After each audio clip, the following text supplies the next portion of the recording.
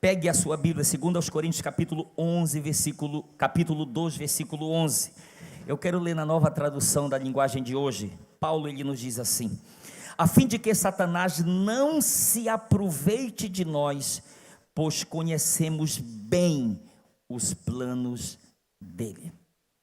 Vou repetir. A fim de que Satanás não se aproveite de nós, pois conhecemos bem os planos dele. Queridos, eu quero pegar este versículo aqui e tirar ele do seu contexto, para compartilhar com vocês nesta noite, como eu compartilhei de manhã, uma palavra, algo que Deus tem ministrado de uma forma muito forte no nosso coração, e nós já ministramos essa palavra, teve outra vez, tivemos a oportunidade de ministrar, mas como se trata de algo tão forte, e tão essencial, tão fundamental para a vida do cristão, que eu tenho certeza que muitos de vocês não ouviram esta palavra, e o meu prumo é a minha esposa, muitas vezes, né? E hoje que ela chegou em casa, diz: meu bem, eu já ouvi você ministrando essa palavra acho que umas 3 vezes, e Deus de uma forma muito especial falou comigo. Eu digo: poxa, eu estou na linha certa, então vamos continuar. Jesus vai para o pó, vou para o pó, para Deus usar e falar de uma forma especial. Mas eu quero compartilhar com você uma palavra que tem como tema: 2 estratégias de nosso inimigo. 2 estratégias de nosso inimigo. Eu quero que você me dê alguns minutos da sua atenção para isso que eu quero compartilhar com você, e permita que o Espírito Santo, ele fale de uma forma bem particular, como ele é especialista em fazer isso, possa falar de uma forma bem particular ao seu coração. Queridos, o apóstolo Paulo, neste versículo, ele nos deixa bem claro que se nós conhecermos bem os planos de Satanás, ou as estratégias dele, nós não seremos enganados. Por quê? Porque ele diz: nós não seremos ignorantes. Existem 2 tipos de ignorantes. Existe o ignorante que é falta de conhecimento, mas existe o ignorante que ignora o conhecimento que tem. Esse é o pior de todos. Eu conheço, mas eu ajo como se eu não conhecesse. E Paulo, ele está dizendo: nós não somos ignorantes com respeito às estratégias, com respeito aos ardis, às artimanhas, às armadilhas, às intenções, às estratagemas, às estratégias de Satanás. Entenda, na medida em que nós compreendermos, mais cautelosos nós seremos com relação a tudo que ele intentar contra as nossas vidas. Ok? Então eu quero falar com você um pouco sobre 2 estratégias de Satanás, e eu quero usar 2 textos aqui, e eu quero que você preste bem atenção para você entender o coração daquilo que a gente quer passar. O primeiro texto que eu quero ler está em João capítulo 11, versículo 53. João 11, 53 está escrito assim, é bem curto o versículo: depois daquele dia, resolveram matá-lo. Ok? Depois daquele dia resolveram matá-lo. E o outro texto que eu quero ler está já no capítulo 12, versículo de 9 a 11, também do livro do Evangelho de João, tá? A partir do versículo 9 do capítulo 12, que diz assim: soube numerosa multidão dos judeus que Jesus estava ali, e lá foram não só por causa dele, mas também para verem Lázaro, a quem ele ressuscitara dentre os mortos. Mas os principais sacerdotes resolveram matar também Lázaro, porque muitos dos judeus, por causa dele, voltavam crendo em Jesus. Quais são as 2 estratégias de Satanás que eu quero compartilhar com você, do inimigo de nossa alma, nesta noite? Primeira estratégia: matar Jesus. Segunda estratégia: matar Lázaro. Aí você pode: pastor, mas que Jesus, do qual Jesus você está falando que é matar? Porque tem o Jesus antes da ressurreição. Você está falando do Jesus antes da ressurreição ou do Jesus pós-ressurreição? Eu estou lhe falando, ao mesmo tempo que eu estou pegando aqui um contexto, que está se falando do Jesus antes dele ter ido para a cruz, ter sido traído, mas eu estou lhe falando do Jesus de hoje também, para que a gente entenda algo muito importante que está em jogo. O diabo, ele quer, não apenas ele intentou isso no passado, mas estou falando do presente, o diabo quer matar Jesus. Agora a grande pergunta é, você me pergunta, pastor, isso é possível? Pergunte para mim, por favor. Aí eu pergunto para você também, isso é possível, gente?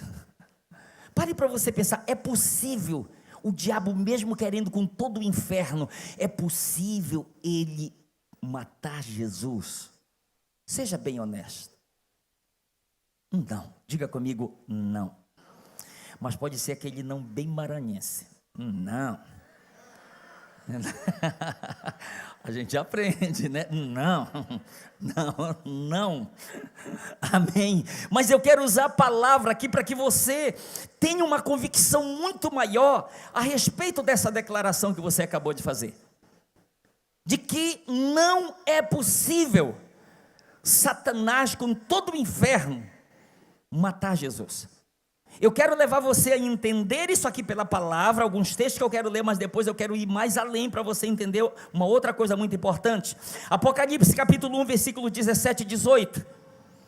Olha o que João diz: quando o vi, caí a seus pés como morto, porém ele pôs sobre mim a mão direita, dizendo: não temas, eu sou o primeiro e o último, aquele que vive. Estive morto, mas eis que estou vivo pelos séculos dos séculos, e tenho as chaves da morte e do inferno. Amém? É a respeito desse Jesus que eu estou perguntando para você. E deixa eu ir mais além para você entender uma coisa. No Evangelho de João, no capítulo de número 10, se você for ler com calma, você vai observar Jesus dizendo uma coisa: ninguém tira a minha vida, pelo contrário, eu a dou espontaneamente para depois reavê-la. Nem mesmo Jesus homem, que assumiu a forma humana, era capaz de se sujeitar como se fosse uma ação do inimigo para matá-lo. Ele diz: ninguém tira a minha vida, eu a dou para depois reavê-la. E a forma como ele se revela para João aqui é como aquele que deu a vida, morreu, mas depois ele levanta e diz: ó, agora as chaves da morte e do inferno estão em minhas mãos, estão comigo aqui. Mas eu quero ir além com você. Apocalipse capítulo 5, do versículo 4 em diante. Apocalipse 5, do versículo 4 em diante. Hoje de manhã eu peguei um pouco pesado, pedindo para o pessoal levantar poltronas. Aí é pesado um pouco, né? E depois tem que encaixar. Então não levante poltrona, mas na medida em que eu for lendo isso aqui, se você quiser, meu irmão, dar glória, dar aleluia, dar amém, dar brado de júbilo, fique à vontade, tá bom? Porque você está no lugar certo. Apocalipse capítulo 5, do versículo 4, capítulo 5, do versículo 5 em diante. Olha o que está escrito: todavia um dos anciãos me disse: não chores, eis que o leão da tribo de Judá, a raiz de Davi, venceu para abrir o livro e os seus 7 selos. Então vi no meio do trono e dos 4 seres viventes, e entre os anciãos de pé, um cordeiro como tendo sido morto. Ele tinha 7 chifres, bem como 7 olhos, que são os 7 Espíritos de Deus enviados por toda a terra. Veio, pois, e tomou o livro da mão direita daquele que estava sentado no trono. E quando tomou o livro, os 4 seres viventes e os 24 anciãos prostraram-se diante do cordeiro, tendo cada um deles uma harpa e taça de ouro cheia de incenso, que são as orações dos santos. entoava um novo cântico, dizendo: digno és de tomar o livro e de abrir-lhe os selos, porque foste morto, e com o teu sangue compraste para Deus os que procedem de toda a tribo, língua, povo e nação, e para o nosso Deus os constituíste reino e sacerdotes, e reinarão sobre a terra. Vi e ouvi uma voz de muitos anjos ao redor do trono, dos seres viventes e dos anciãos, cujo número era de milhões, de milhares e milhares, proclamando em grande voz: digno é o Cordeiro que foi morto, de receber o poder, e riqueza, e sabedoria, e força, e honra, e glória, e louvor. Então ouvi que toda criatura que há no céu e sobre a terra, debaixo da terra e sobre o mar, e tudo que neles há, estavam dizendo: aquele que está sentado no trono e ao Cordeiro, seja o louvor, e a honra, e a glória, e o domínio pelos séculos dos séculos. E os 4 seres viventes respondiam: amém. Também os anciãos prostraram-se e adoraram aquele que vive para sempre. Aleluia.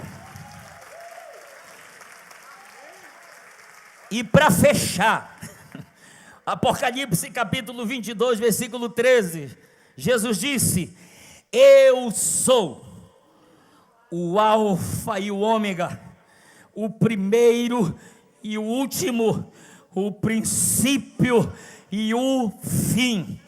Antes que qualquer coisa existisse, Ele está dizendo: eu já era. E antes que tudo passe, ou tudo depois que passar, eu continuarei sendo. Ele é o Deus eterno, o Deus todo-poderoso. Então, por favor, diga comigo: não, não e não. O diabo e nem o inferno poderão matar esse Jesus. Pastor, e a grande batalha do Armagedon, que todas as nações, os inimigos vão se levantar contra ele, anticristo, falso profeta. A Bíblia diz que ele vai fazer assim, ó.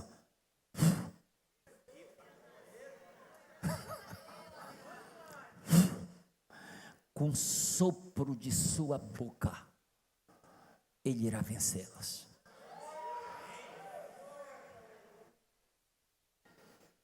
Rapaz, se eu não puder estar junto, eu quero estar assistindo esse negócio. Se eu não puder estar junto, eu quero estar assistindo esse negócio, que vai ser tremendo demais. Agora, caminhe comigo aqui numa coisa. Eu acabei de falar para você de um Jesus que ele não pode ser vencido por Satanás e seus demônios. Porém, o texto inicial que nós lemos, Paulo ele nos fala de um inimigo em comum que nós temos, que ele é estrategista.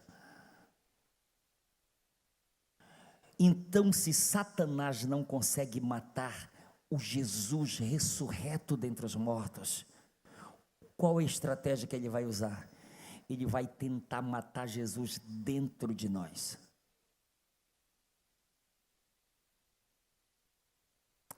Quem entende a seriedade disso aqui que eu estou falando? Você entende isso?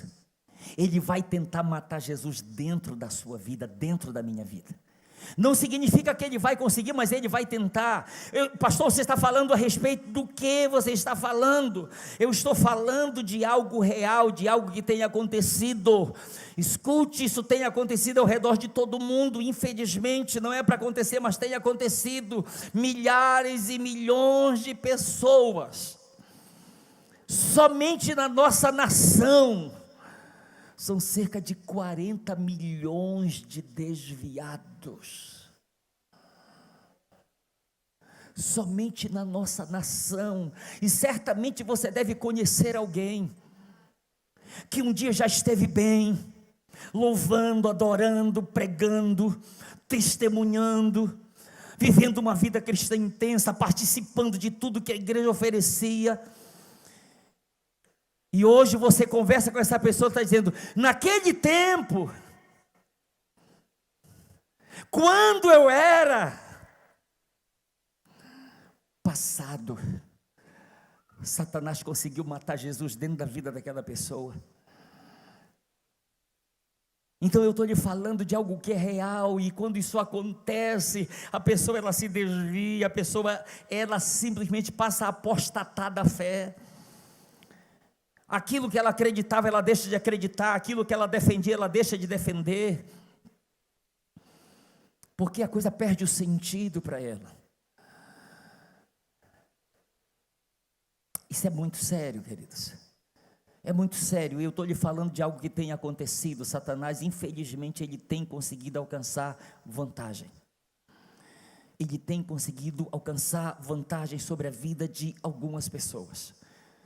Mas eu creio que eu estou aqui diante de pessoas que isso não vai acontecer no nome de Jesus. Eu vou repetir, eu estou diante de pessoas que eu creio que isso não vai acontecer com você, em nome de Jesus. Em nome de Jesus. Mateus capítulo 24, versículo 12 está escrito: aquele que perseverar até esse será salvo. Olha aqui para mim, o céu, ele é dos vencedores. O céu é dos vencedores.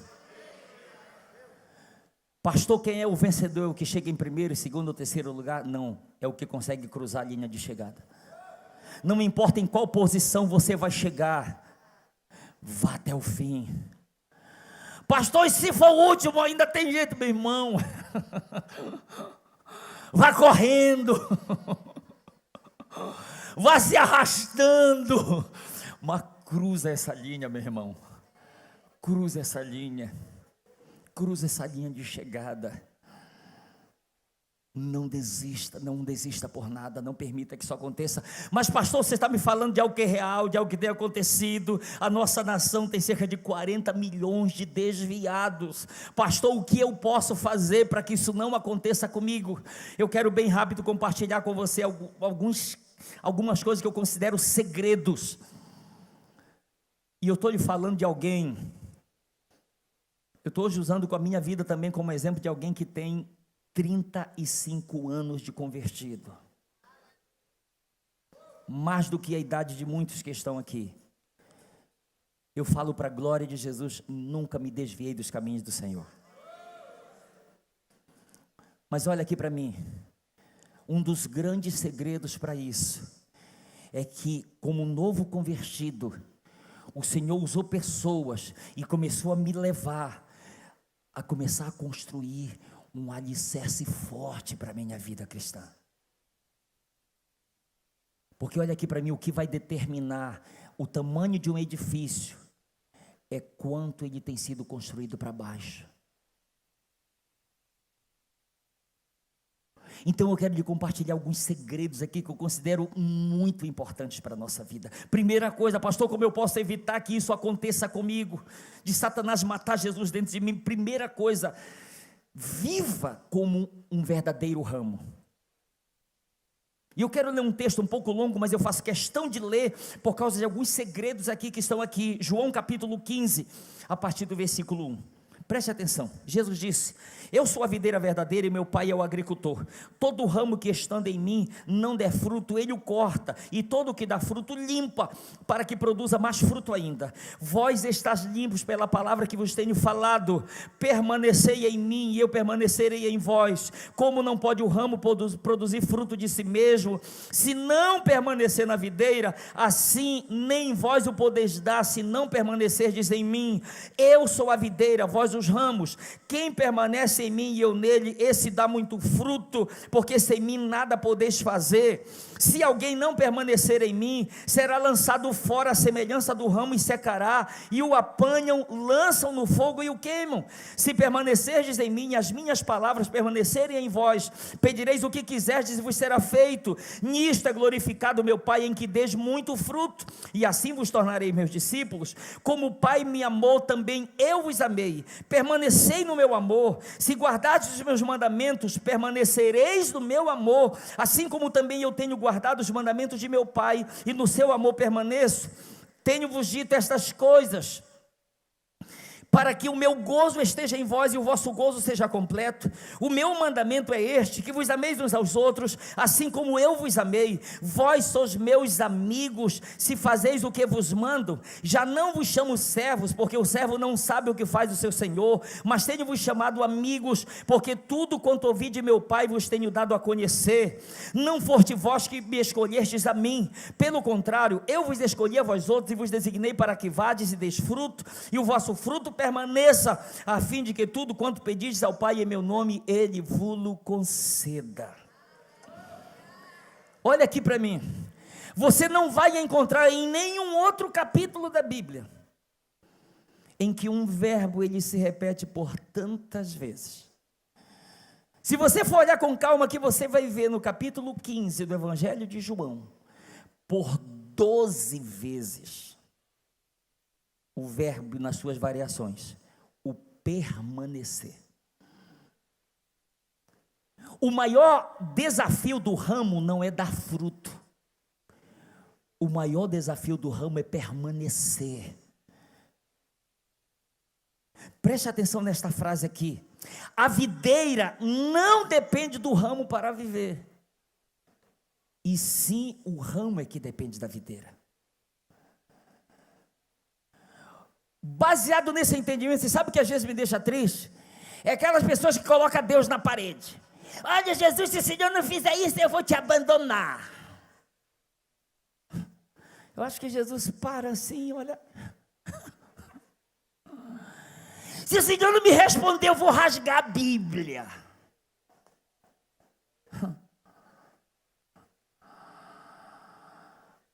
Aí você sabe o que Jesus diz para o Elcio? Elcio, eu sem você, eu continuo sendo Jesus. E você sem mim é o quê? Aí eu olho para ele e eu digo: barro, pó. Gente, não é a videira que depende de mim, é eu que dependo da videira, porque ela vai me suprir em tudo que eu preciso. Ela vai me dar seiva, nutrientes, tudo aquilo que eu necessito para ser saudável, para viver uma vida cristã saudável. Então o primeiro segredo que ele mostra aqui é o permanecer nele. Independente da circunstância, é permanecer nele. Mas dentro desse texto aqui, o que ele mostra como segredo é a nossa resposta para ele. Porque eu não sei se você observou com calma na leitura, o texto todo é acompanhado de um se. Quem observou na leitura? Se. O que significa esse se? É a resposta que eu e você vamos dar como ramos para a videira. Entende a resposta? Preste atenção, ele diz: e as minhas palavras, se elas permanecerem em vós, se guardardes os meus mandamentos, se fazeis o que vos mando, se permanecerdes no meu amor. Entenda o que eu quero lhe passar aqui. Eu quero lhe passar a ideia que nós precisamos entender que enquanto não houver uma resposta de nossa parte a Jesus, permanecer nele não será o suficiente. Parece heresia o que eu estou lhe falando, mas eu quero que você reflita com calma. Enquanto não tiver resposta da nossa parte, a gente vai chegar a uma conclusão, que só o fato de permanecer nele não vai ser o suficiente, gente. A gente precisa ir além.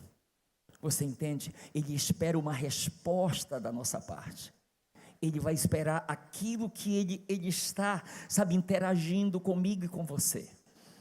Algumas coisas, eu já ouvi pessoas, eu falo isso para a glória de Jesus, pessoas já chegaram comigo: pastor, como é que o senhor consegue recitar tantos versículos bíblicos e falar tanta coisa, referência, porque está escrito lá não sei aonde e tal, e fala isso, aquilo, outro. Você sabe quando isso foi construído? Quando eu era solteiro. Eu era solteiro quando eu aprendi a necessidade de construir aquilo que eu lhe falei ainda agora, um alicerce para a minha vida cristã. foi sendo construída, eu comecei a responder. Algumas outras pessoas estavam, tu tem que respeitar a minha individualidade.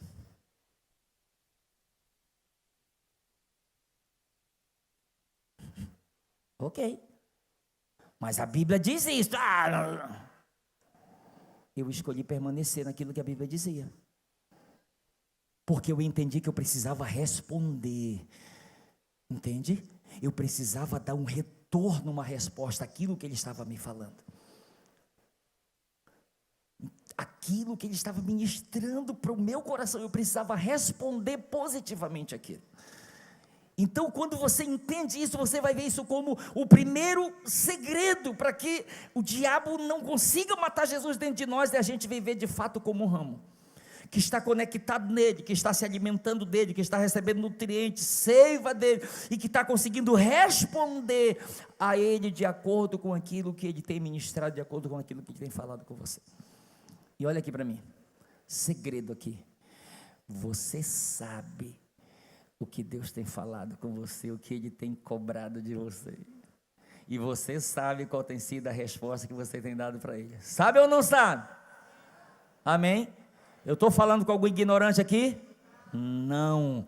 Então nós sabemos, e às vezes a gente fica adiando a resposta, mas lembre-se de ser uma interação. Segundo segredo aqui, para que o diabo não consiga matar Jesus em nossas vidas, é nós aprendermos a batalhar por nossa fé. Eu tenho falado uma coisa aqui, mais do que aprender a defender Jesus, eu preciso aprender a defender a minha fé em Jesus. Entende isso? Eu preciso aprender a defender a fé que eu tenho nele, e nós somos desafiados pela palavra a isso. Filipenses capítulo 1, versículos 27 e 28, vivei acima de tudo por modo digno do evangelho de Cristo, para que indo ver-vos, ou estando ausente, ouço, no tocante a vós outros, que estáis firmes, em um só espírito, como uma só alma, lutando juntos pela fé evangélica, e que em nada estáis intimidados pelos adversários, pois o que é para eles prova evidente de perdição, é para vós outros de salvação, e isto da parte de Deus. Entende? Aprender a ter um alicerce baseado no evangelho, na palavra, porque tem muita gente que crê, gente. Crê, você tem fé? Tenho. Você, o que você crê? A sua fé está alicerçada, está baseada no quê? Paulo fala de uma fé bíblica, de uma fé evangélica, de uma fé que é baseada no evangelho. E numa outra versão, deixa eu só ler bem rápido para você, na outra versão diz assim: agora, o mais importante é que vocês vivam de acordo com o evangelho de Cristo. Desse modo, tanto se eu puder ir visitar vocês, como se não puder, eu saberei que vocês continuam firmes e unidos, e saberei também que vocês, por meio da fé que se baseia no evangelho, estão lutando juntos com um só desejo. Amém? Olha o que Judas nos escreve, no único capítulo da sua carta, versículos 3 e 4. Amados, quando empregava toda a diligência em escrever-vos acerca da nossa comum salvação, foi que me senti obrigado a corresponder-me convosco, exortando-vos a batalhardes diligentemente pela fé que uma vez por todas foi entregue aos santos, pois certos indivíduos se introduziram com dissimulação, os quais desde muito foram precipitadamente pronunciados para esta condenação, homens ímpios que transformam em libertinagem a graça de nosso Deus e negam o nosso único soberano e Senhor Jesus Cristo. Ele está dizendo: aprenda a batalhar pela sua fé, a convicção que você tem baseado no evangelho. E eu quero fechar com as palavras de Pedro, primeira carta de Pedro, capítulo 3, versículo 15. Antes, santificai a Cristo como Senhor em vosso coração, estando sempre preparados para responder a todo aquele que vos pedir razão da esperança que há em vós. Estando sempre preparados para aprender a responder Qual a razão dessa sua devoção, dessa sua fé, dessa sua persistência, dessa sua constância? Qual o motivo que te leva a isso? E você ter argumentos sólidos, baseado na palavra, para viver isso. Amém? Terceiro segredo para que Satanás não consiga matar Jesus dentro de nós, é aquilo que Salomão ele nos fala: guarde o seu coração.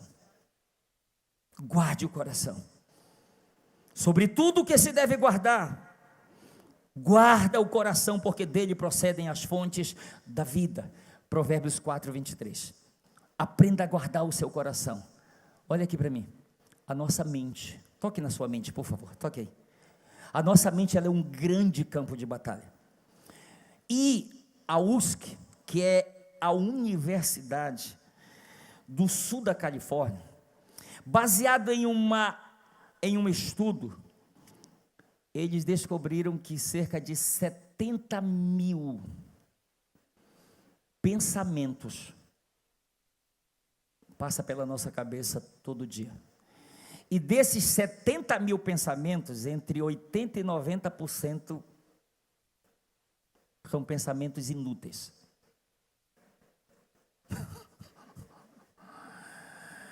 Você está aqui, você começou a viajar agorinha. Começou a viajar agorinha. Viajou não? Não precisa pagar passagem, né, para essas viagens. Vai lá, meu Deus, e volta. Estou aqui, já voltei. Velocidade da luz. Mas pare para você pensar, 70 mil pensamentos, e desses 70 mil, de 80% a 90% não vale nada.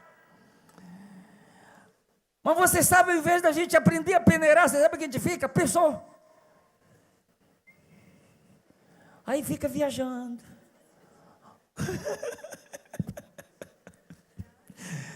Aí outra pessoa diz, meu Deus, ele era tão saudável, né? Agora estava tão bem. Você tomou o seu remédio hoje, né? Tomou o seu remédio hoje, tá voando no mundo da lua. Agora olha aqui para mim, escute. Alguém já disse, nós não podemos impedir que um passarinho pouse na nossa cabeça, mas nós podemos impedir que ele faça um ninho. Sim ou não? Você não pode impedir que um pensamento venha na sua cabeça, ou 70 mil pensamentos em um só dia, mas você pode impedir que o inimigo faça um ninho, né? Tá tão gostoso, né?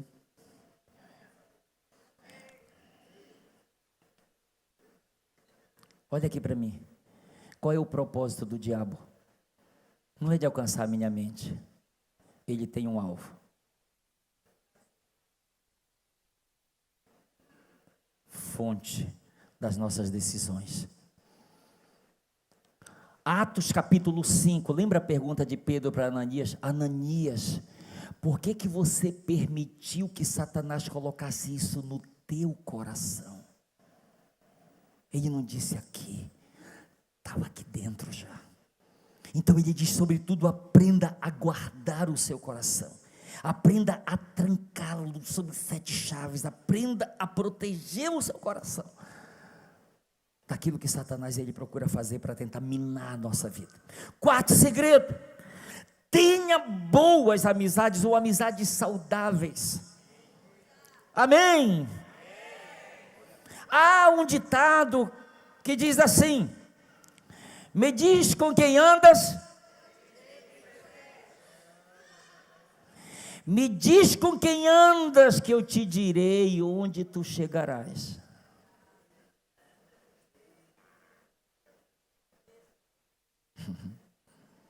Salmo 1, versículo 1 e 2. Bem-aventurado o homem que não anda no conselho dos ímpios, não se detém no caminho dos pecadores e nem se assenta à roda dos escarnecedores. Antes, o seu prazer está na lei do Senhor, e na sua lei medita de dia e de noite. 1 Coríntios 15, 33.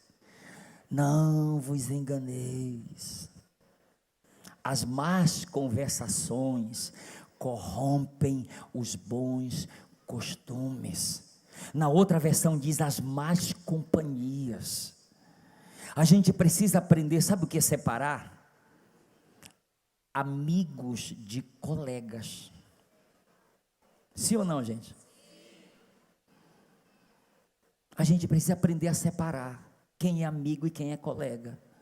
Eu tenho colegas no trabalho, eu tenho colegas na escola, eu tenho colegas na faculdade, mas eu tenho amigos. E os verdadeiros amigos, quando é preciso, puxa a orelha da gente. Sim ou não? Os verdadeiros amigos, eles querem de fato o nosso bem. Então um grande segredo é aprender de fato isso, e escolher ter boas amizades, amizades saudáveis. E uma outra coisa, queridos, um outro segredo é desenvolvendo hábitos sadios. Desenvolver hábitos sadios. Eu estava até de manhã falando, o pessoal riram, mas estava falando que é verdade, né? Às vezes você fala lá para o seu filho, para a sua filha: menino, come direito.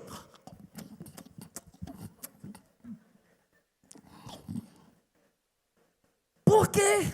Eu estou em casa. Você vai fazer a mesma coisa quando você estiver fora daqui. Não, é só aqui mesmo. Você já ouviu aquela pessoa que convida o criado mudo para comer junto com ela? Bota o joelho do lado da cadeira. Toma. Bota o joelho lá do lado lá e fica lá, come uma bocada para ele, uma bocada para ele. São hábitos que são desenvolvidos. Alguém disse que para você tornar algum hábito, você tem que praticar pelo menos umas 20 vezes. E a pessoa vai, não demora, está fazendo aquilo, está praticando aquilo. Pastor, isso contribui com alguma coisa? Não, não ajuda. Mas existem hábitos saudáveis. E que pare para você pensar, por exemplo, você tem 10 anos de convertido. Você já aprendeu a orar todo dia? Então ainda não é um hábito. A ler a Bíblia todo dia? Já era tempo para transformar isso num hábito saudável. Sim ou não? O congregar, o jejuar. Você entende? São hábitos, o testemunhar, o evangelizar, hábitos saudáveis para uma vida cristã saudável. Mas aí, volta para aquele ponto novamente. Olha algo que Jesus desenvolveu na vida dele. Lucas 22, versículo de 39 a 41. E saindo foi como de costume. Diga costume. Para o Monte das Oliveiras, e os discípulos o acompanharam. Chegando ao lugar escolhido, Jesus lhes disse: orai para que não entreis em tentação. Ele, por sua vez, se afastou cerca de um tiro de pedra e de joelhos orava. Fazia parte da vida de Jesus. Fazia parte, já era costume dele. Como de costume. Ele vivia isso. Então permita que, hábitos, costumes saudáveis, passe a fazer parte da sua vida. E eu não vou orar porque alguém, já orou hoje. Imagina todo dia, 6 horas da manhã, pastor Paulo Jeffrey, meu discipulador, meu líder. Elcio, sim, já orou? Eu já ia orar. Sabe, você não entende esse negócio? Já ia fazer. Mas sempre tem que alguém estar lembrando daquilo que a gente já sabe, mas não está ainda praticando. Vamos continuar. E o último ponto aqui que eu quero, para entrar nessa segunda parte, para a gente concluir isso aqui. Preste atenção. Decida se colocar debaixo de uma cobertura espiritual. Isso aqui é muito importante, gente. Quantas pessoas já caíram porque não tinha ninguém que era como que uma cobertura espiritual para a vida da pessoa? Era ela e Jesus Cristo. Quem é o teu pastor? Jesus Cristo de Nazaré. Do qual igreja você faz parte? Da igreja dos santos que vão morar no céu. Para quem você presta conta? é eu e ele e ninguém mais. Cuidado. Melhor é serem dois do que um. Porque se alguém se levantar contra um, os dois lhe resistirão. Ai, porém, do que estiver só, pois caindo não haverá quem o levante. Aprenda isso. Hebreus capítulo 13. O escritor nos fala de um princípio aqui no versículo 17, ele diz: obedecei aos vossos guias e sede submissos para com eles, pois velam por vossa alma como quem deve prestar contas, para que façam isso com alegria e não gemendo, porque isto não aproveita a vós outros. Deixa eu lhe perguntar, quando o seu líder de célula, quando o seu supervisor de setor, quando o seu discipulador vai orar por você, ele ora por você com alegria ou gemendo?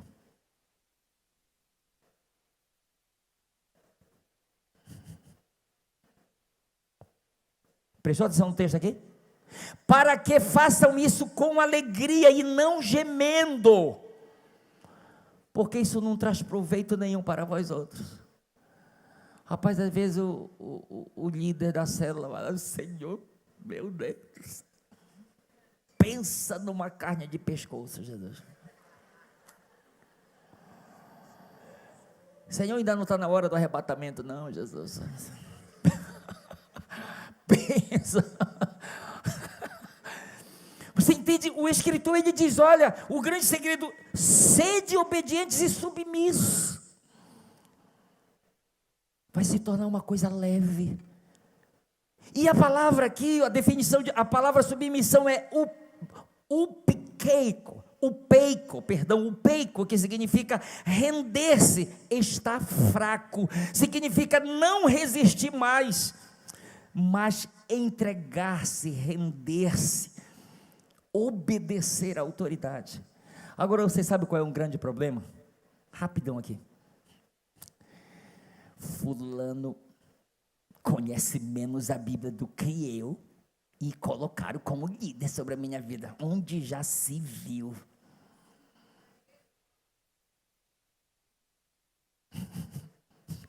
Pega ele, Jeová. Onde já se viu tal coisa? E a gente cria uma barreira, gente.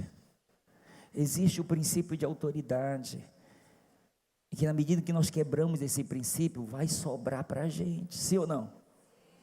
Então é uma decisão de obedecer. Aí eu quero fechar com essa última parte. Pastor, está ok, o diabo não consegue matar o Jesus ressurreto, e eu tenho procurado me guardar em Cristo e caminhar nessas verdades, e ele não vai matar Jesus dentro de mim. Ok, e se ele não consegue fazer isso, quem ele vai tentar fazer? Ele vai tentar matar Lázaro. E pastor, o que significa matar Lázaro? Eu quero ler o texto aqui bem rápido. João 12, versículos de 9 a 11. Soube numerosa multidão dos judeus que Jesus estava ali, e lá foram não só por causa dele, mas também para verem Lázaro, a quem ele ressuscitara dentre os mortos. Mas os principais sacerdotes resolveram matar também Lázaro, porque muitos dos judeus por causa dele voltavam crendo em Jesus. Olha aqui para mim, o que significa matar Lázaro? Significa matar o nosso testemunho como um cristão, como um seguidor de Jesus. O texto nos diz que por causa de Lázaro, muitos que iam vê-lo voltavam crendo em Jesus. E se você for ver no capítulo 12 do Evangelho de João, você vai ver um Lázaro que diz a Bíblia assim, que Jesus teve um segundo banquete na casa de Marta, Maria e Lázaro. Marta estava servindo, Maria foi aqui, quebrou o vidro de alabastro, está adorando, e está escrito que Lázaro estava assentado à mesa, não fazendo nada. E alguém já disse, se quando for preciso, você prega, e se for preciso, use as suas palavras. Pregue, fale sobre Jesus, e se for preciso, use as palavras.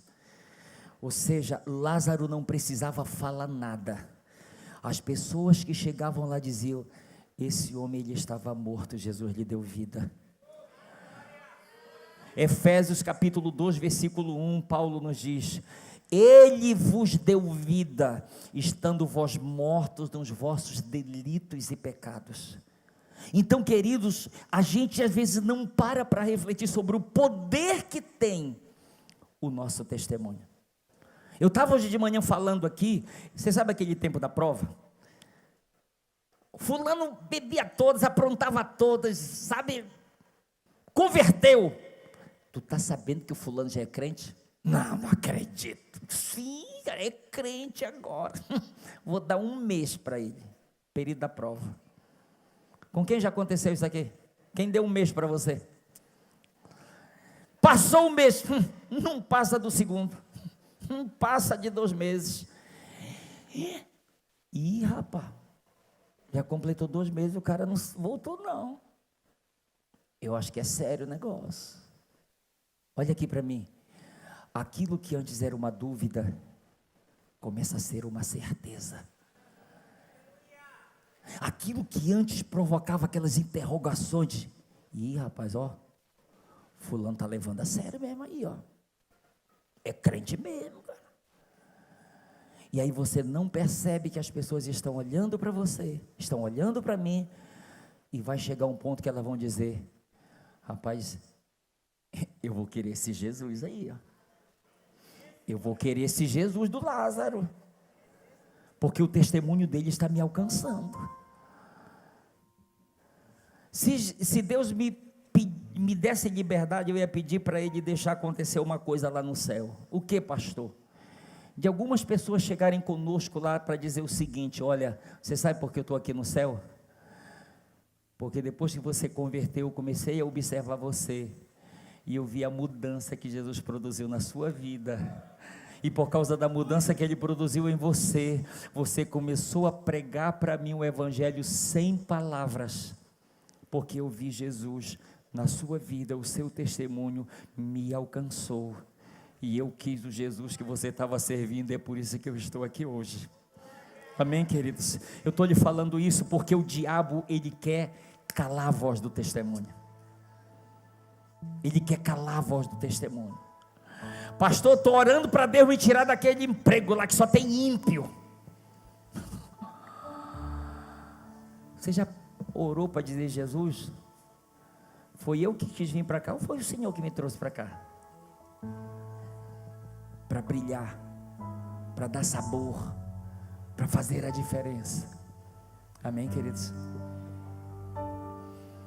Paulo converteu.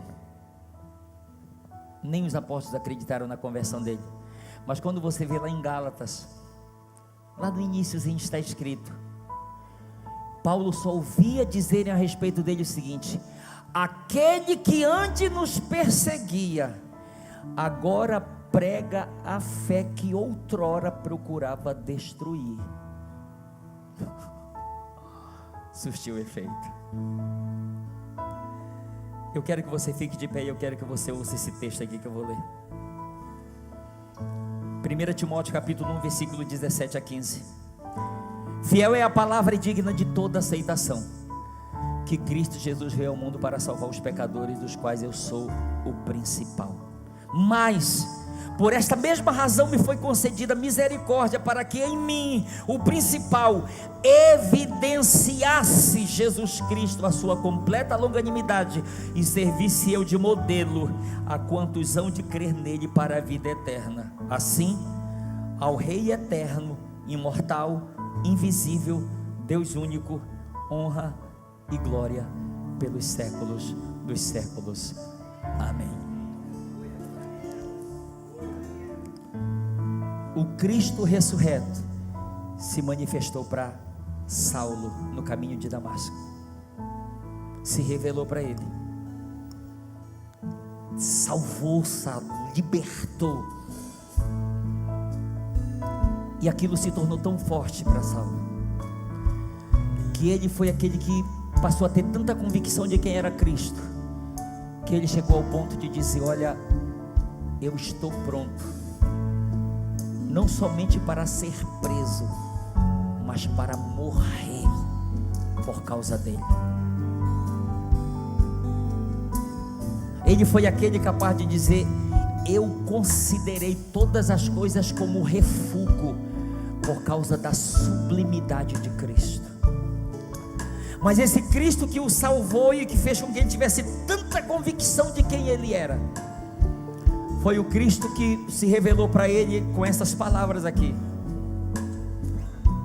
Paulo, você era o principal, eu me manifestei para te salvar, e agora eu quero te pegar e usar como alguém que as pessoas vão olhar e vão dizer: olha, ele é fruto da paciência, da misericórdia, da graça de Deus. E ele disse: Paulo, você vai ser usado, você vai servir de modelo para aqueles que hão de crer em mim para terem a vida eterna.